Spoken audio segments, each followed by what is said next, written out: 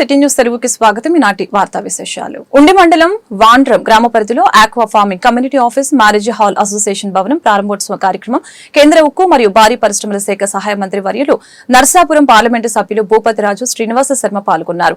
పశ్చిమ గోదావరి జిల్లా టీడీపీ అధ్యక్షులు మంతెన రామరాజు మాట్లాడుతూ ఆక్వా రంగం వల్లనే నేను ఈ రోజు ఈ స్థితిలో ఉన్నానని, సీ ఫుడ్స్ గురించి మాట్లాడుతూ చేప యొక్క పొలుసు కూడా ఉపయోగపడుతుందని, అలాగే ట్రేడర్స్ గుర్తించాల్సిన పొలుసు తీసిన, పేగులు తీసిన చేపల్ని ఎక్స్పోర్ట్స్ చేసే విధంగా ఆలోచించాలని తెలిపారు. అలాగే మీడియేటర్ లేకుండా ఆక్వా రైతులకి నేరుగా లాభం చేకూర్చేలాగా ఆలోచించాలని తెలియజేశారు.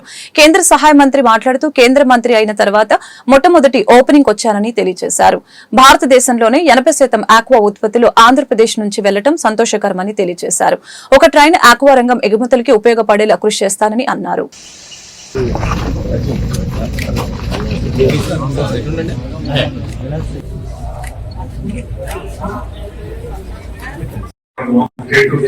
కాబట్టి రైతులు కొంచెం నివేదిక తీసుకురండి.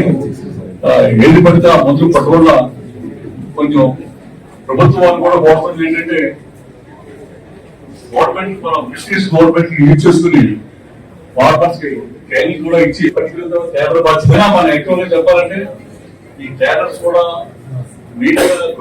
బాగా పెంచడం ఒక ఎత్తు. ఎందుకంటే చేపలు పెంచేటప్పుడు రైతు ఇంటి దగ్గర నుంచి ఒక 20-40 కిలోమీటర్లతో 100 కిలోమీటర్ల దూరంలో అక్వాకల్చర్ చేస్తారు మ్యాక్స్ వేస్తే. కానీ మీరు ఇక్కడ నుంచి సుమారుగా 2,000-2,500 కిలోమీటర్ల దూర ప్రాంతానికి కూడా ఒక లారీలో తీసుకెళ్లి ఒక పల్లెటూరు నుంచి కింద స్థాయి వరకు అందరికీ కూడా అందే విధంగా ఈ రోజు మార్కెటింగ్ డెవలప్మెంట్ చేశారంటే ముఖ్యంగా ట్రేడర్స్ పంచాయతీ అభినందిస్తున్నాం. రైతులు తప్పంతా కలుసుకుని ఇక్కడే గట్టీస్ ఏదైతే పేగులు కానీ ఆ పొలుసు కానీ తీస్తే పొలుసు కూడా ఇవాళ వాల్యూ ఉంది. ఈరోజు పొలుసు ద్వారా కూడా చాలా ప్రొడక్ట్స్ వస్తా ఉన్నాయి. అదేవిధంగా పేగుల ద్వారా కూడా చాలా ప్రొడక్ట్స్ వచ్చేటట్టున్నాయి ఉన్న పరిస్థితి ఉంది ఇప్పుడు ప్రజెంట్. కాబట్టి రెండింటిని కూడా ఇక్కడే మీరు చేస్తే అంటే మ్యాన్ పవర్ ఎక్కువ అవసరం. ఇప్పుడు జనగా నేను ఇంట్లో బ్రేక్ ఈవెన్ అవుతుందనేటువంటి విషయాన్ని కూడా లెక్కలోకి తీసుకుని తప్పనిసరిగా నా ఈ హయాంలో ఈ ప్రాంతం నుంచి ఒక ట్రైన్ ను ఏర్పాటు చేస్తాననేటువంటి హామీ పూర్తి సందర్భంగా ఏదైతే మనం ఇవాళ ఒకప్పుడు మన చిన్నప్పుడు కలకట్టా వాళ్ళు బెంగాల్ పోయి ఇవాళ అస్సాం, త్రిపుర, అరుణాచల్ ప్రదేశ్, ఇటు బంగ్లాదేశ్ భూటాన్ ఇటు కూడా పోతామని ధర్మరాజు గారు చెప్తున్నారు మిత్రులు.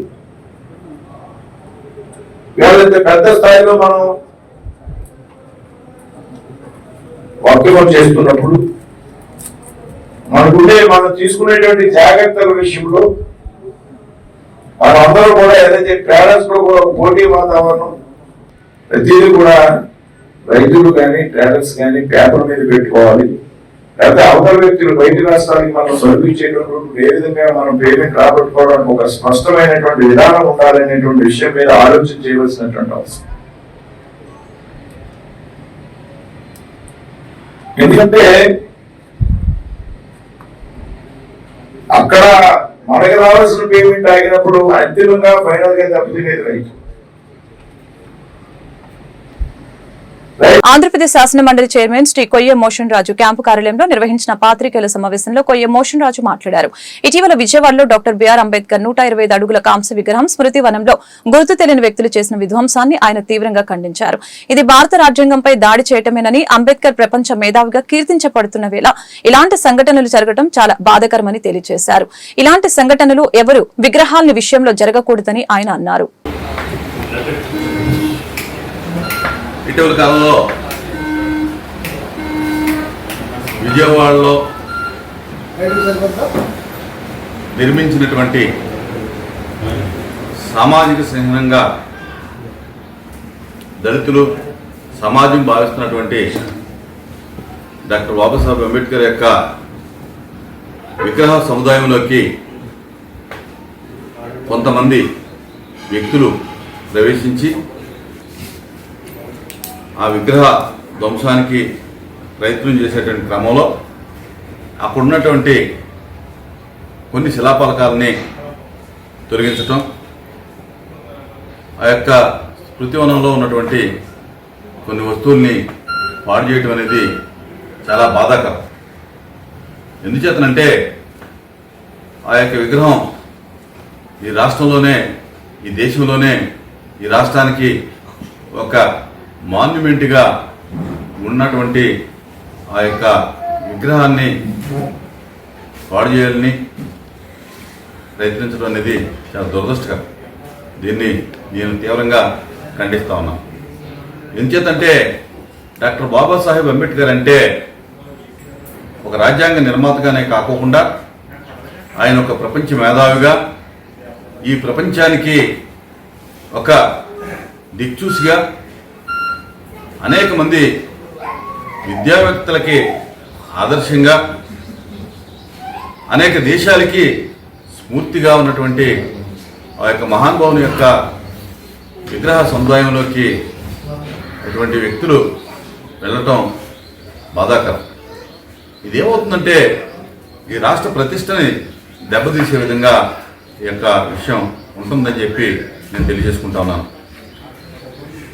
ఈ యొక్క దళితులు, అణగారిన వర్గాలు, పేద వర్గాలు ఈ రోజున అభివృద్ధి చెందారు, అభివృద్ధి చెందుతున్నారంటే కనుక ఆయన యొక్క అంబేద్కర్ యొక్క ఆలోచన విధానం అని చెప్పి నేను తెలియజేస్తా ఉన్నా.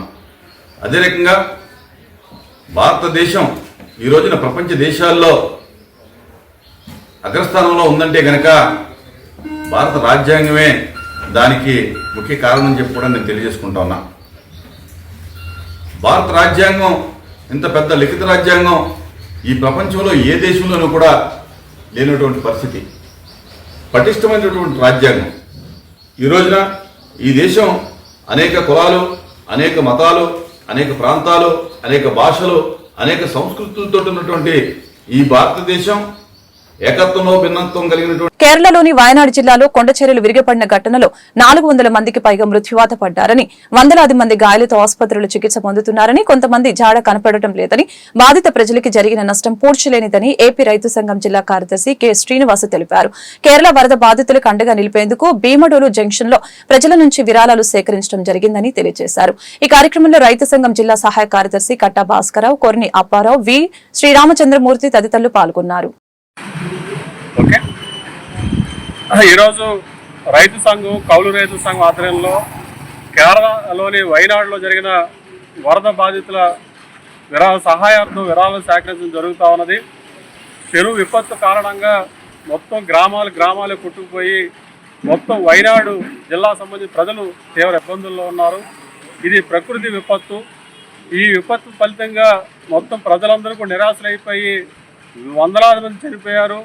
వేలాది కుటుంబాలు మొత్తం బురదలోనే ఉండిపోవాల్సిన పరిస్థితి ఏర్పడింది. మొత్తం ఇళ్ళు, గ్రామాలు కూడా కొట్టుకుపోయిన పరిస్థితి ఉన్నది. ఇది జాతీయ విపత్తుగా ప్రకటించి ఇవాళ ప్రభుత్వం కేరళ వయనాడు ప్రజానీకాన్ని ఆదుకోవాల్సిన అవసరం కూడా ఉన్నది. ఇవాళ ప్రధానమంత్రి గారు కూడా పర్యటన చేశారు. అయితే కేరళలోని ఈ వయనాడు జిల్లాలో జరిగిన ఈ ప్రకృతి వైపరీత్యం వల్ల జరిగిన మొత్తం నష్టానికి సంబంధించిన ప్రభుత్వం ఏదైతే సహాయం చేయాల్సిన అవసరం ఉంది, దీంతోపాటు ప్రజలందరూ కూడా సహాయం చేయాలని చెప్పేసి ఆ రకంగా ఇప్పటికే రైతు సంఘంగా ₹1 కోటి ఇవాళ వరద బాధితులకు అందించడం జరిగింది. అఖిల భారత కిసాన్ సభగా మొత్తం రాష్ట్రంలో కూడా వివిధ ప్రాంతాల్లో కూడా ఈ సహాయం వసూలు చేసి బాధితులకు పంపించడం జరుగుతూ ఉన్నది. సహాయం చేస్తున్న ప్రజలందరికీ కూడా మేము రైతు సంఘం, కౌలు రైతు సంఘం తరఫున కృతజ్ఞతలు కూడా తెలియజేస్తా ఉన్నాం. అన్ని గ్రామాల నుంచి కూడా రైతాంగం ఈ సహాయం వసూలు చేసి రైతు సంఘానికి పంపించాల్సిందిగా కూడా విజ్ఞప్తి చేస్తా ఉన్నాం. కేరళ వయనాడు ప్రజలందరూ కూడా అండగా నిలబడాలని చెప్పేసి కోరుతా ఉన్నాం. ఏలూరు నగరంలో ఈరోజు గాంధీ జాతీయ మహావిద్యాలయం ఆవరణలో రోగులకి రెగ్యులర్ మెడికల్ క్యాంపు నిర్వహించడం జరిగింది. జీబీఆర్ ఫౌండేషన్, జన విజ్ఞాన వేదిక, శ్రీ దుర్గా తేజ లయన్స్ క్లబ్ ఆధ్వర్యంలో డాక్టర్ గోపాలం శ్రీమన్నారాయణ పర్యవేక్షణలో రోగుల్ని పరీక్షించి మందులు పంపిణీ చేయడం జరిగింది. బీపీ, షుగర్, ఫిట్స్, పక్షవాతం తదితర వ్యాధులకి మందులు పంపిణీ చేశారు. ఈ సందర్భంగా నిర్వాహకులు జన విజ్ఞాన వేదిక సాయిరాజు మాట్లాడారు.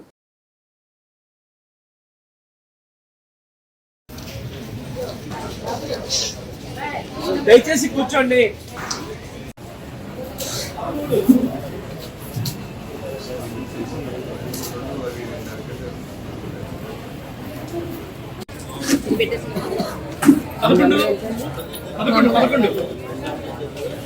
నెంబర్ 11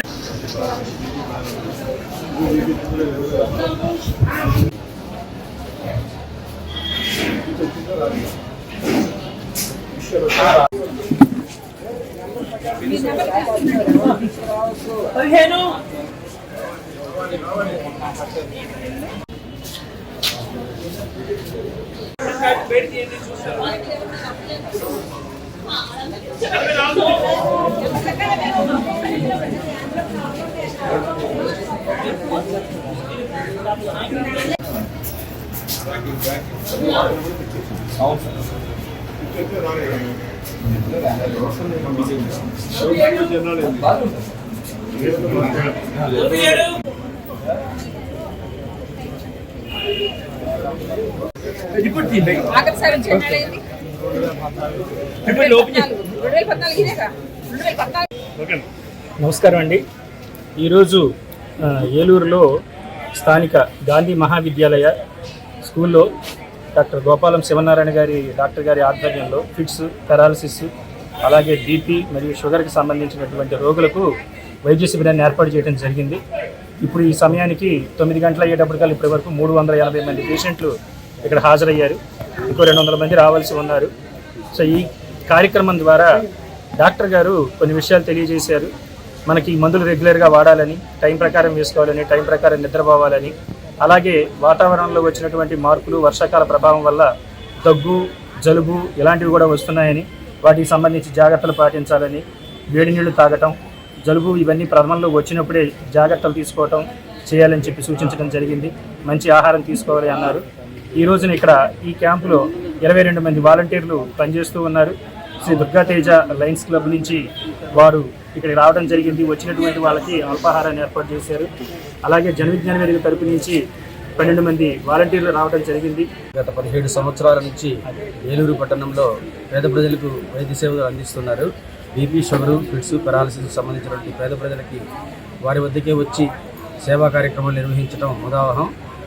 ఇందులో 13 సంవత్సరాల నుంచి దుర్గాతేజ లయన్స్ క్లబ్ కూడా మమేకం అవటం, చిన్న సహాయం మేము చేయాలనేటువంటి ఈ కార్యక్రమంలో మమ్మల్ని భాగస్వాములు చేసినందుకు డాక్టర్ గారికి ధన్యవాదాలు తెలియజేస్తున్నాం.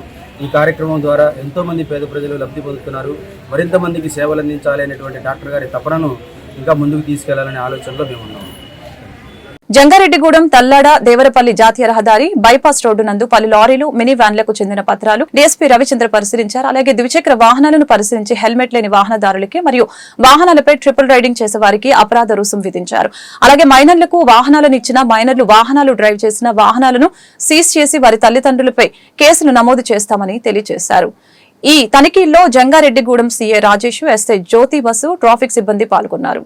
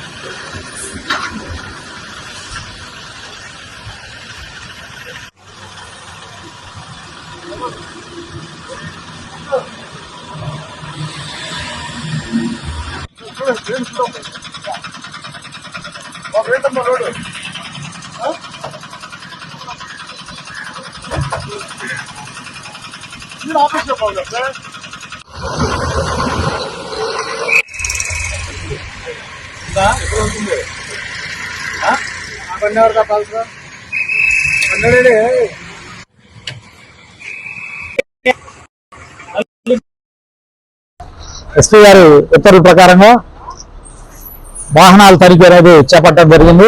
ప్రస్తుతం మన జంగారెడ్డిగూడెం బైపాస్ లో ఈ నేషనల్ హైవేలో వెళ్తున్నటువంటి వాహనాలను తనిఖీ చేయడం జరుగుతుంది. ఈ వాహనాలన్నీ కూడా వీటిలో ఏదైనటువంటి అనుమానాస్పద ట్రాన్స్పోర్టేషన్ ఏదైనా ఉంటే, అంటే గంజాయి కావచ్చు, ఇంకా లేదా ఏదైనా సరే లిక్కర్ కావచ్చు, ఇది ఏదైనా సరే అట్లాంటి అనుమానాస్పద పదార్థాలు ఏమన్నా కానీ, అలాగే వాహనాలకి సరైన పత్రాలతో వెళ్తున్నాయా లేదా అనేది కానీ ఇవన్నీ కూడా తనిఖీ చేయడం జరుగుతుంది. ట్రిపుల్ రైడింగ్, 2 వీలర్స్ లైసెన్సులు లేకుండా వెళ్ళేవాళ్ళు, ఇట్లాంటి వాటన్నిటి కూడా బళ్ళు సీజ్ చేసి వాటికి కేసులు పెట్టడం జరుగుతుంది. అలాగే పెద్ద వాహనాలు కూడా ఖచ్చితంగా తరచుగా పూర్తి స్థాయిలో తనిఖీ చేయడం జరుగుతుంది. ఇక మీదట కూడా ఈ విధమైనటువంటి సర్ప్రైజ్ చెకింగ్లు తరచుగా ఉంటాయి. కాబట్టి ప్రజలందరికీ కూడా ఒకటే విజ్ఞప్తి, సరైన పత్రాలు, సరైన ధృవపత్రాలు, సరైన లైసెన్సులు అన్ని కూడా పెట్టుకొని వాహనాలని సక్రమంగా హెల్మెట్ తోటి మాత్రం నడుపుకోవాలని చెప్పేసి ప్రజలందరూ కూడా విజ్ఞప్తి చేస్తాం. ఏలూరు నగరంలోని ఎంపీ కార్యాలయంలో ఈ రోజు జిల్లాలోని పొగాకు రైతులు ఏలూరు పార్లమెంటు సభ్యులు పుట్ట మహేష్ కుమార్ యాదవ్ ను ఘనంగా సన్మానించడం జరిగింది. ఇటీవల ఎంపీ పార్లమెంటు సమావేశంలో పొగాకు రైతులకి మేలు చేకూరేలా పొగాకు రైతుల సమస్యల పట్ల కేంద్ర మంత్రులతో మాట్లాడి పొగాకు రైతులకు మేలు చేసిన సందర్భంగా పొగాకు రైతులంతా ఈ సన్మానంలో పాల్గొన్నారు. ఈ సందర్భంగా కార్యాలయంలో పలు సమస్యలను పరిష్కరించాలని కోరుతూ ప్రజల నుంచి వినతుల పత్రాలు స్వీకరించారు.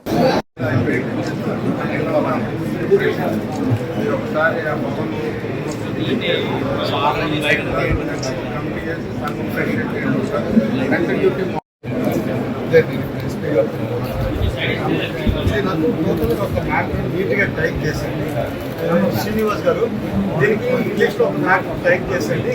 ఎస్పీ గారు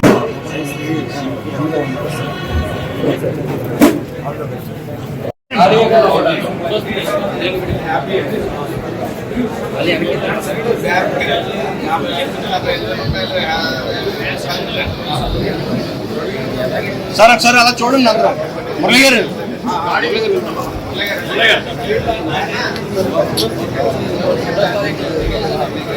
బొకే బొకే అది అవుతుంది.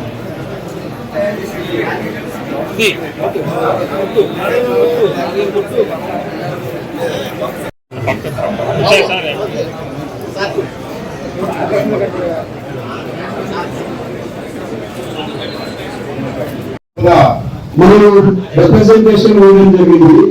ఆ రిప్రజెంటేషన్ ప్రకారమే అలాగే న్యాయం చేయడానికి ఆ రోజు మాట్లాడాము. ఆ రోజు కమిషనర్ గారు కూడా అదే రకంగా, సెక్రటరీ గారు అదే రకంగా పాజిటివ్ గా స్పందించారు.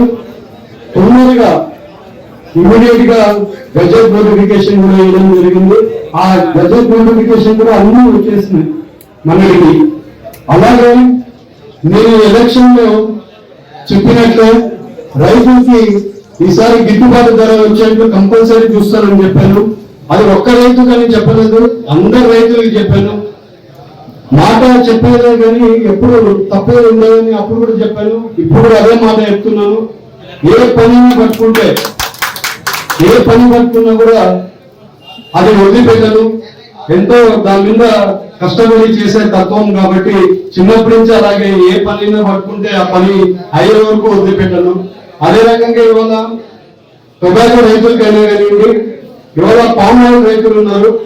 పామ్ ఆయిల్ రైతులు కూడా మన సెక్రటరీ గారికి కలిసి ఆయన కూడా రిప్రజెంటేషన్ ఇచ్చాం.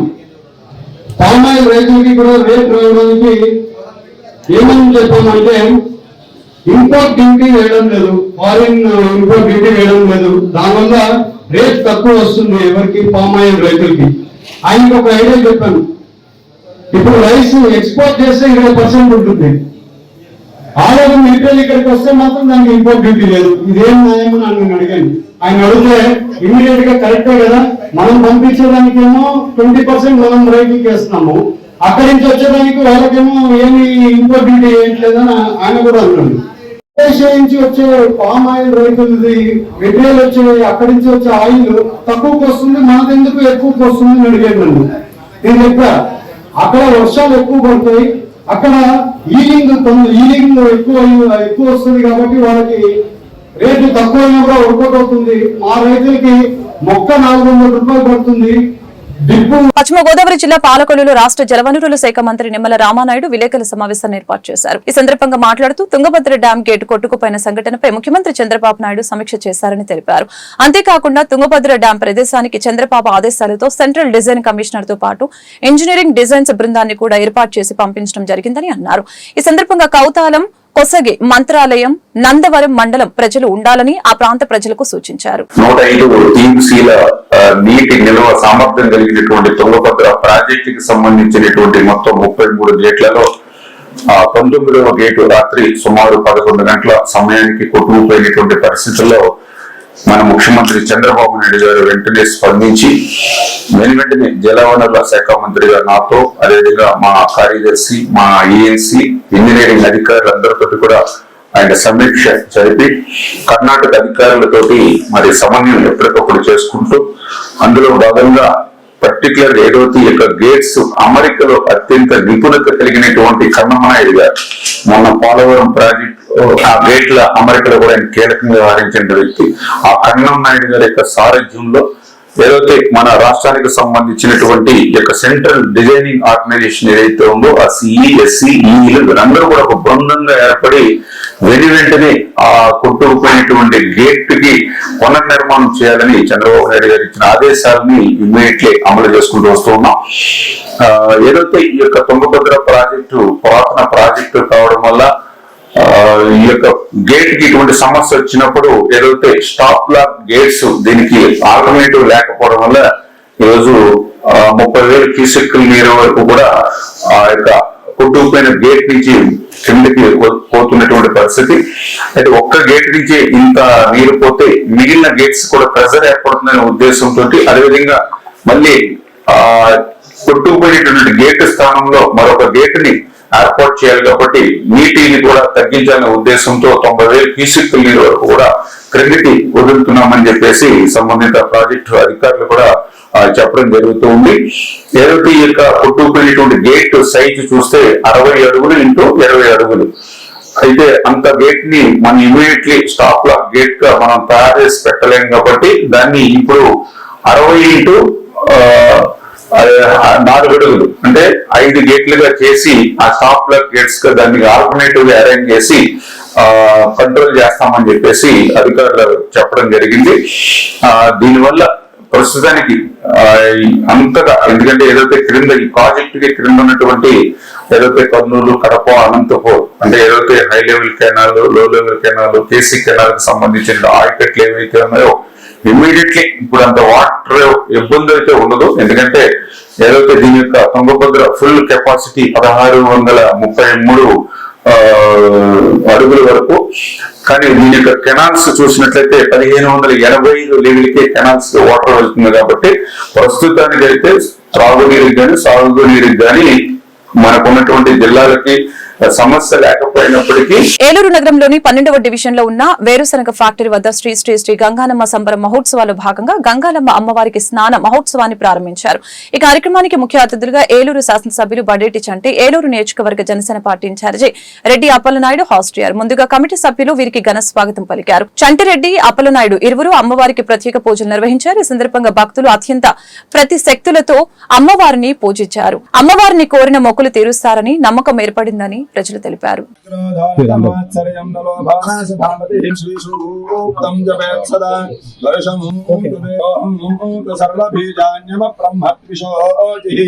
పద్మప్రియే పద్మిని పద్మహస్తే పద్మాలయ పద్మదలాయతాక్షి గంభీరావర్ధనాభిస్తన భరణమిత శుభ్రవస్త్రో రాజరాజేశ్వరి ప్రజజ్ఞ స్వరూపిణి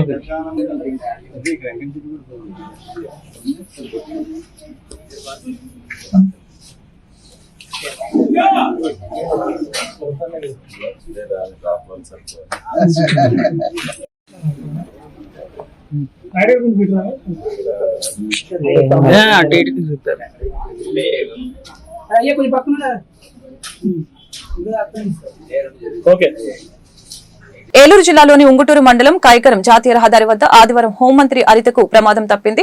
ఎస్కాట్ వాహనాన్ని అనిత కారు వెనుక నుండి ఢీకొట్టింది. దీంతో ఆమె కారు స్వల్పంగా దెబ్బతిన్నది. ఏలూరు జిల్లా ఉంగుటూరు మండలం కైకవరం దగ్గర ప్రమాదం చోటు చేసుకుంది. విజయవాడ నుంచి పశ్చిమ గోదావరి జిల్లా అలంపురం వెళ్తూ ఉండగా ఈ ఘటన చోటు చేసుకుంది. అనంతరం హోంమంత్రి అనిత మరొక వాహనంలో అలంపురానికి వెళ్లారు.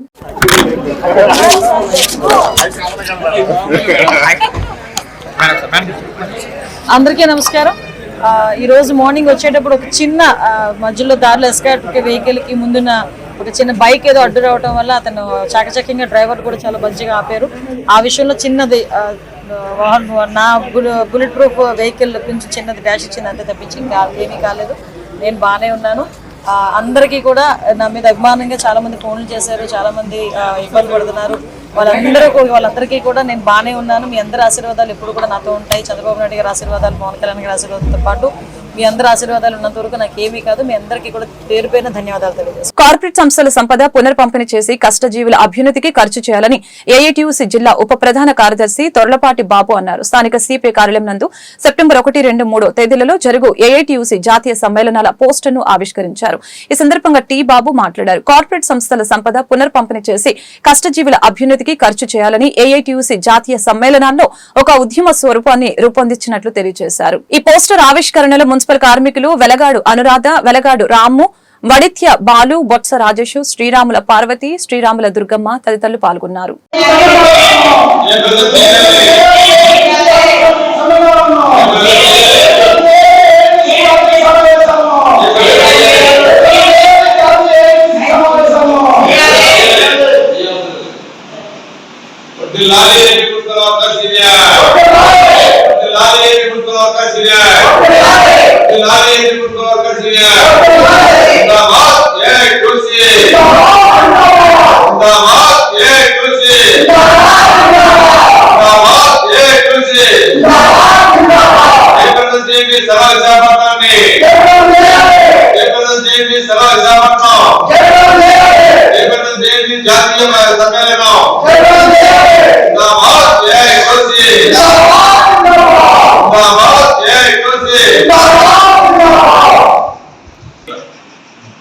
సెప్టెంబర్ 1, 2, 3 తేదీలలో విశాఖ నగరంలో ఏఐటీయూసీ జాతీయ సమ్మేళనాలు జరుగుతున్నాయి.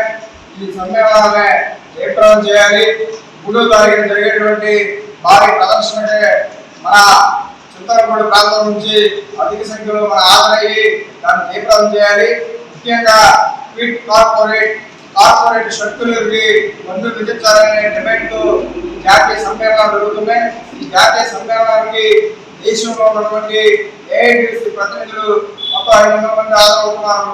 ఆ యొక్క ఈ సమావేశాల్లో మన యొక్క 4 లేబర్ కోడ్లు రద్దు చేయడం, అలాగే నల్ల చట్టాలను రద్దు చేయడం కోసం దేశవ్యాప్తంగా ఉద్యమాన్ని ఉధృతం చేయడానికి ఈ యొక్క జాతీయ సమావేశాల్లో తగిన నిర్ణయాలు తీసుకుంటారు.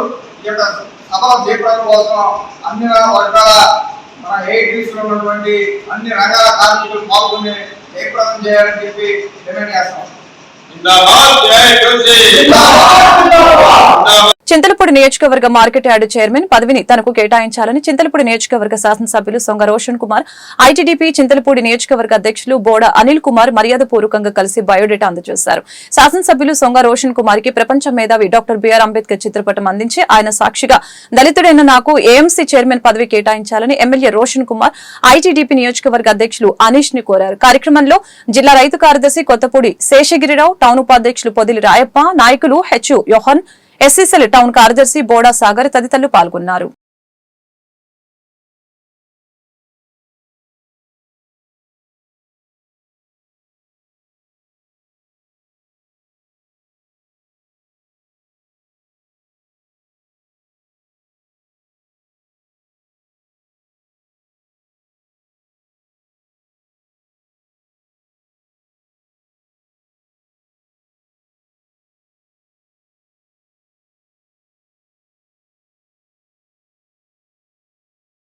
కొవ్వాడ కాలువ ఆ పేరు వింటేనే ఏజెన్సీ ప్రాంతం నుంచి డెల్టా ప్రాంతం వరకు వర్షాకాలంలో పొలాలు, గ్రామాలు మునిగిపోయే పరిస్థితి ఉండేది. 2004లో కాంగ్రెస్ ప్రభుత్వం ఏర్పడిన తర్వాత ఈ ప్రాంత రైతుల యొక్క కష్టాలను చూసిన శ్రీ కరటం రాంబాబు గారు 2007లో తాడిపూడి ఎత్తిపోతల పథకాన్ని ప్రారంభించడానికి వచ్చిన అప్పటి ముఖ్యమంత్రి వైఎస్ రాజశేఖర రెడ్డి గారిచే కొవ్వాడ అవుట్ ఫాల్స్ స్లూయిస్ నిర్మాణానికి భద్రతా కారణాల దృష్ట్యా తాడిపూడి ఎత్తిపోతల పథకం ప్రారంభించినప్పుడు కొవ్వాడ స్లూయిస్ నిర్మాణానికి శంకుస్థాపన చేయడం జరిగిందని తెలియజేశారు. పోలవరం మండలంలోని కొవ్వాడ కాలువ ముంపు బారిన పడిన రైతులందరూ కరటాం రాంబాబుచే తాడిపూడి ఎత్తిపోతల పథకం దగ్గర ఉన్న శిలాఫలకాన్ని, పట్టిసీమ దగ్గర ఉన్న కొవ్వాడ అవుట్ ఫాల్స్ స్లూయిస్ దగ్గర శిలాఫలకాన్ని నిర్మింపచేసి రాంబాబుచే ప్రారంభించి తమ అభిమానాన్ని వ్యక్తపరచడం జరిగింది.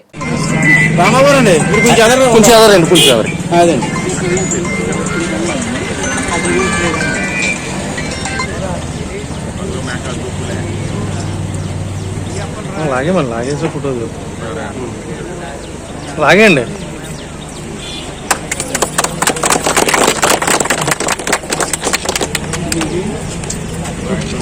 ఆయన పడతలే